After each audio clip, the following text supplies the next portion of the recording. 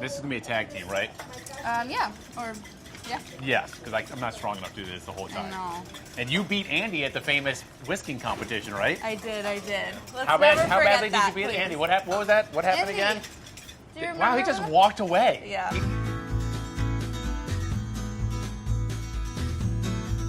So do you want to present the recipe? Yes, we were making pumpkin chiffon pie today, and the concept being a pumpkin chiffon pie is like a pumpkin mousse. It's creamy and silky, graham cracker crust, because everyone loves graham cracker crust. I always kind of felt like pumpkin pie on Thanksgiving can get a little sludgy. The crust can get a little sort of just kind of damp and not flaky. If we all love pumpkin pie, how come we only eat it once a year? So a traditional pumpkin pie is a pumpkin custard that would have pumpkin puree, whole eggs, and some sort of dairy, whether it be milk, heavy cream, condensed milk, and then that gets baked in the oven, traditionally.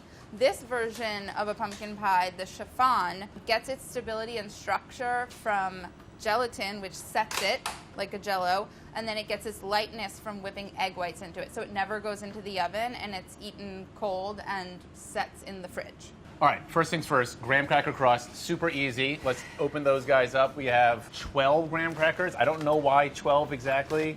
One pack has 9 Okay. plus 3. Okay, and then we need melted butter. Yep, you're gonna melt the butter.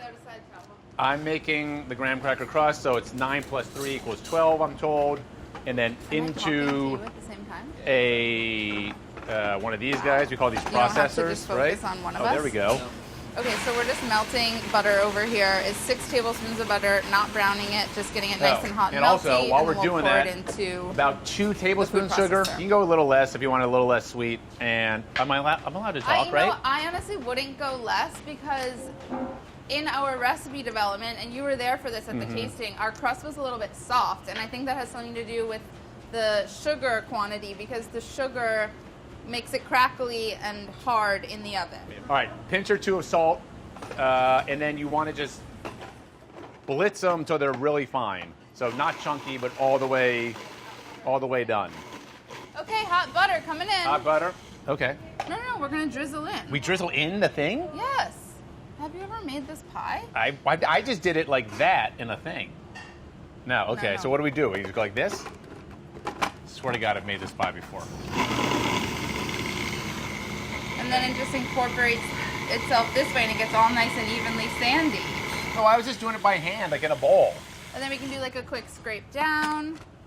Ooh, yes. Want to get in there, guys? So then we got to get that stuff from the sides. So another little pastry person trick is using a cup measuring spoon to sort of form the crust, right? That's like what people do?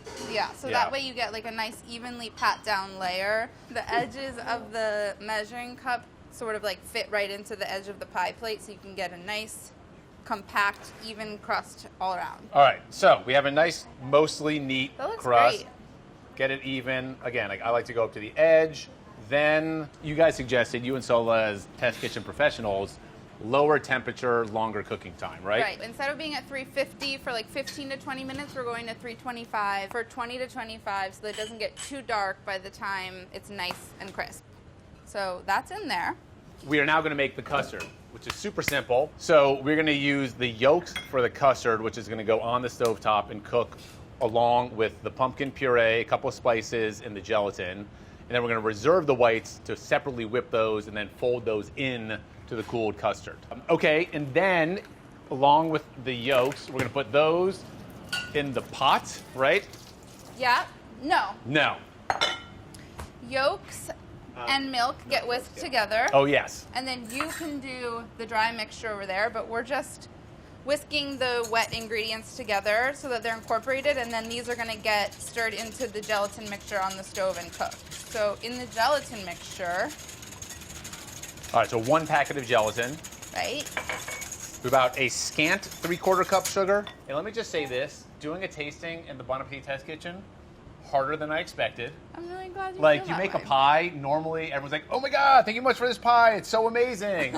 Here, everyone's like, how much sugar is in here? Like, Yeah. the crust is a little salty. Like, zero did you compliment. incorporate this? And you're like, oh my God, you people are so unappreciative. That's why our recipes are great. I know, cinnamon, nutmeg. Yep. But it actually helped a lot, so we reduced the overall amount of sugar. Pinch of salt. How much salt? It's a half teaspoon. It's a half a teaspoon. Half a so teaspoon, let's go for like so- 2 pinches. 2 pinches? Yeah. Done. So let's go over here now, and we're gonna start cooking the custard. All right, so I'm putting this over medium-low heat, adding the egg yolk and milk mixture to the sugar and spice. And you want to continue whisking so it doesn't curdle, right? Yeah. So constantly, because otherwise you'll have scrambled eggs. Yeah, we don't want scrambled eggs as much as we love scrambled eggs. Boz, how does gelatin work? Well, that's a really great question. Typically, you would bloom the gelatin in water, and we noticed that your recipe doesn't call for that.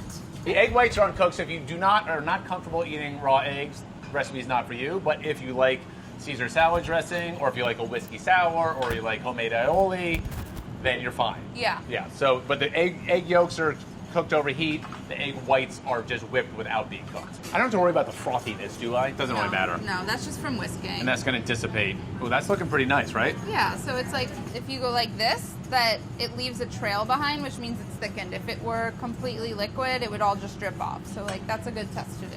You think we're good? Yeah.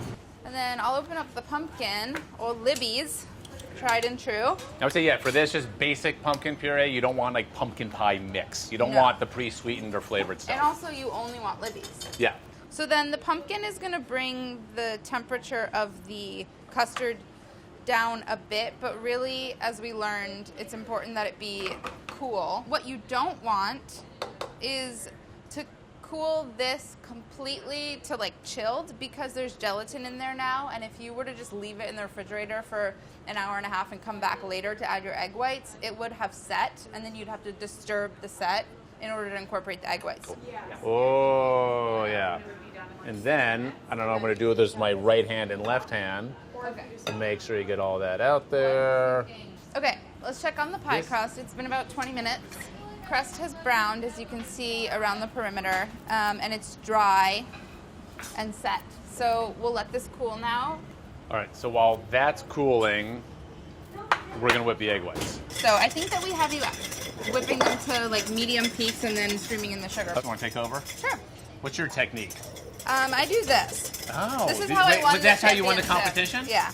Andy, do you want to take some notes? Do you want to You observe? did this, and I did. I did this. Oh. Okay, so we're gonna do a quarter cup sugar. Yeah. Scant, little smidge less or so. So you want to stream As in you and I'll go. go. And this kind of helps stabilize them and also sweeten them, or? Correct. So this will give them a little bit more structure, and then also it'll make them taste like something. All right, so the original one, like I said, I might have forgotten to say stiff or soft. So Sola did soft peaks, which ultimately proved to be didn't give enough lift to the final custard. Yeah, so it was a little bit droopy. Oh, what? No, I'm sorry. We're just talking about the cross-testing process and how important it is to a final recipe. Sorry, I'm gonna get the custard because you're almost done. Okay. So we're gonna get this guy out. So again, you want it cool, doesn't need to be cold. Correct. Okay. All right, here we go. So we're gonna go like that. You want to whisk or fold? Fold at this Fold. point. All right, so kind of going like that, going around. That's how you do it, right? You go around and then through. I would do more like around and then fold, and not like through the middle, because what you don't want to do is just squash all of the air. There, okay. All right, so you incorporated. You just spent like 5 minutes whipping those egg whites to stiff peaks, and so you want to be really careful and gentle about the way you incorporate in the pumpkin custard, because you don't want to collapse all of that air and that lift that you created, because that's what's going to give the pie that fluffy texture. So this is how I fold, which is around the perimeter of the bowl, and then you just sort of fold it in. All right, that's good. All right, so You then go. we're just gonna then pour it right in. We have the crust, it's cooled down, and then just in it goes. I'm worried I'm gonna drop this on camera, but nope, I got it. And then get all that out. So then just sort of, maybe, do I need the, I don't think, do I need the little spatula? Or what do you want to do? I was going to give you a spoon to just do like What do a you want? little All right, woo. what would you do? Go ahead. If I was looking for a little movement, I would maybe just do some like Yes. mellow swooshes. Okay, now into the fridge. So there you go. Gorgeous, mousseline pie, pumpkin chiffon pie, into the fridge. We say overnight. At least 2 hours. Should we go find our swap? No, because we got to whip cream first. Oh, that's God, right, here it goes. that's Let's get right. Andy involved. Oh, should we All have right, another competition? Andy, yes. We can all compete this time. We need bowls, right? And they all have to be the exact same size. And we have to measure out the amount of cream to the Chop an weight. onion and see what's fastest. I would just like to say that I do something called an overhead press, and I am lifting over 140 pounds above my head, and neither of you do that. And that's what I did this morning. But go ahead. Okay. I'm not going to be a sore loser. ran 8 miles this morning. That is so different. I don't care. That's- We're that whipping helps. cream. What does it have to do with your overhead presses? Because that makes you big and stiff, and you're like more. What did you agile. say? Oh, you're excusing yourself. You're excusing yourself. Alone for 5 minutes. And this is what it comes to. Yeah. I was cooking. We're back. Yeah. Hold on a second. What? Hold on. There we go. Excuse me. Oh, he's getting ice. The frozen whisk. Oh! All right, let's That go. is insane. We said You never said anything about not frozen whiskers. All right. On your mark. Get set. Come on, Molly. I'm being really calm right now.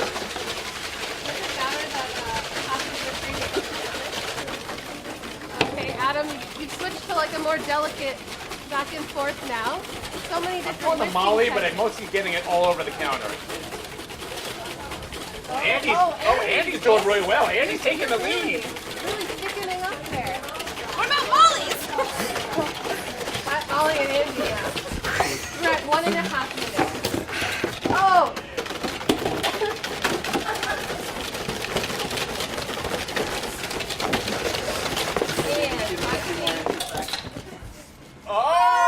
Oh! Andy's is more whipped. Oh! Andy's is Wow. more wet. I think. Okay, so I didn't know what to do with the whipped cream. I was just going to serve it at the table, and then you were like, "No, we're going to do it up." Because this pie It's fine. is a little plain Yeah, Jane yeah. without it. So we decided that we'll top the pie with the whipped cream, but leave a little bit of the custard around the edge so that you can see what's happening, and then we can serve more alongside. So this is like a really silly big spoon, but just dolloping it nicely. For more movement, giving it Yeah. some movement. So much movement in this pie. Okay? All right, then the sieve. This is like the fussiest thing ever for this pie. Oh, see, that's nice. It's really nice. It's like a little nutmeg on top of your eggnog or something. It does kind of look like nutmeg Aww. in kind of a way that I don't like, but In a pumpkin spice latte sort of way? yeah. Excellent job, Molly. Thanks. Okay, I think All that's right. Oh, look, these are nice slices. You want that one? You want the curved or you want a straight one? good. I like that curvy one. The curve That's is pretty cool. It's like some Frank Gehry building or something. Yeah. Are we tasting I'm in our- these? Oh, it's so fluffy. It's real right? You expect it to be dense because it's like pumpkin pie. Pumpkin. It's honestly freaking delicious. Man, nailed that, man. So good. All right. Thanks, guys. We good? I'm good. All right, You we're good. Wow. Fine, let's keep doing whipping cream like it. Let's also like slice onions and see like, let's do that. Let's do like a knife test. I think I'm gonna do. Fine, I'm easy. I love her. My little sister, or older sister. She's older than me. I don't know why they're still talking to me.